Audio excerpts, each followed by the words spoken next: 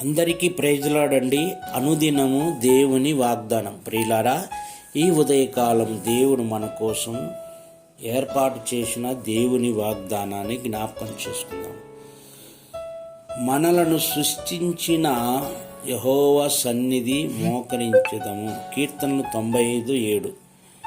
ఈరోజు మనుషుడు సృష్టికర్తను మరిచి సృష్టాన్ని పూజిస్తున్నాడు, సృష్టాన్ని సేవిస్తున్నాడు, సృష్టాన్ని ఆరాధిస్తున్నారు, సృష్టాన్ని గణపరుస్తున్నారు. అందుకే మనలను సృష్టించిన యెహోవా సన్నిధి మోకరించదాం అంటారు.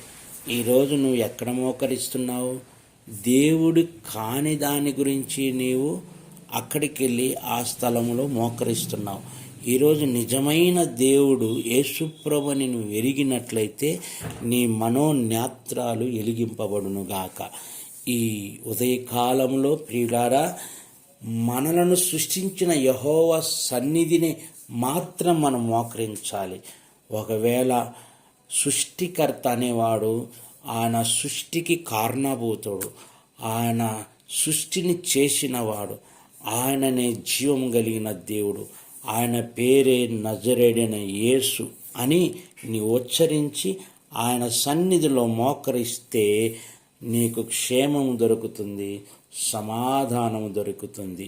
అట్టి సమాధానాన్ని, క్షేమాన్ని నీవు కలిగి ఉండాలని ఈ ఉదయకాలము ఈ వాగ్దానము ద్వారా మనందరినీ బలపరుస్తున్నాం. ఈ ఇట్టి కృపను మనందరం పొందుకునుగాక. దేవుడు మిమ్మల్ని దీవించునుగాక. ఈ వాగ్దానం గురించి నేను ప్రార్థన చేస్తాను. ప్రియులారా, మనల్ని సృష్టించిన యెహోవా సన్నిధి మోకరిద్దామని మీరు సెలవిచ్చిన మా యేసయ్య, నీ పాదాలు పట్టుకుంటున్నాం తండ్రి. అవును ప్రభువా, నీవే సృష్టికర్తవు, నీవే తండ్రినైనా మమ్మల్ని తల్లి గర్భమున సృష్టించినవాడు, సృష్టికి కారణభూతుడవు, సృష్టిని కలగజేసింది నోటి ద్వారానే.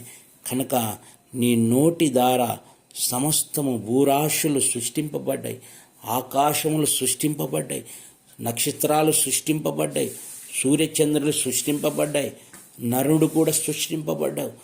సృష్టికి కారణభూతుడు నీవే. కనుక నీ ఎదుట మేము మోకరించి ప్రార్థించినప్పుడు సకల ఈవులను సమకూర్చుటకు శక్తి కలిగిన దేవుడు.